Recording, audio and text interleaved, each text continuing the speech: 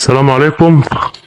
دي مقبرة بوت أوزيريس كبير كهنة الإله تحوت أو جحوتي، وده في الفترة البطلمية.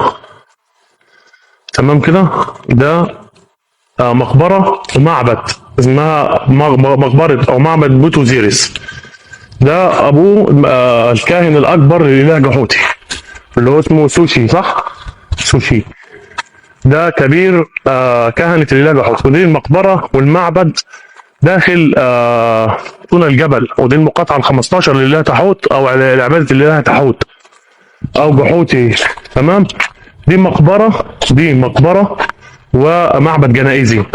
مقبرة ومعبد جنائزي. طيب احنا هنا الأعمدة طبعا مختلفة اختلاف كلي عن الأعمدة المصري القديم. عزف النخل وزارة اللوتس. زارة اللوتس في جريد النخل.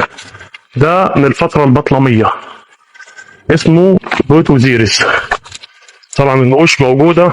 ده مقبرة ومعبد جنائزي مع بعض. طبعا المقبرة دي تم دفن فيها الإله الكاهن الأكبر اللي هو أبوه وأخواته الأربعة وبوت أوزيريس معاهم. ده بالنسبة للمقبرة أو المعبد الجنائزي. كان هو أبوه وأخواته الأربعة وزوجته تقريبا معاهم. ده المقبرة من بره أو المعبد الجنائزي من بره. هندخل جوه ونصورها من جوه بس. دي المقبرة من الداخل. طبعا أرشيف للحياة اليومية. أرشيف. شوف العظمة والجمال، والله بلدنا فيها عظمة وجمال يعني، وننصح الناس كلها. طبعا دي الأعمال اليومية. الأعمال اليومية، نقش الأعمال اليومية والبقرة والزراعة تقريبا.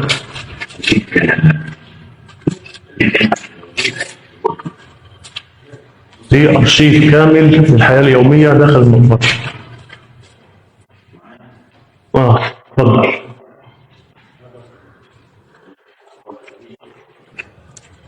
المقبرة مسجلة على شكل معبد، أربع أعمدة، اثنين على شكل زهرة النورس واثنين على شكل جريد النخيل. تمام. الصالة اللي يتم يورينا فيها الفلاح المصري القديم من صناعة وزراعة وتجارة إلى عمل اليومي. تمام. نبدأ مع بعض. هنا الفلاح طالع المواشي على الحقل أو على الغد أو على الزرعة. هنا دي ولد طبيعي فبترضع طبيعي. دياتي وهي بتولد ابنها جايب الخلف. تمام. جايب كيلو. المفروض إن العجل أو الجنين يجي بدماغه. ألم الولادة باين على بقها، عشان كده جابوا لها الدكتور. تمام. اتعصرت في الولادة عندنا في الأرياف. تمام. نقول اللي ابنها يتعصر في الولادة نعمل له ايه؟ باور. يعني ايه باور؟ يعني نلبس الجلد بتاعه حاجة ونحطه قدام أمه عشان تحس إن هو عايش. تمام. وربطنا رجليها بالبعيرة من تحت عشان خاطر ما ترقصش السد اللي تحت. تمام.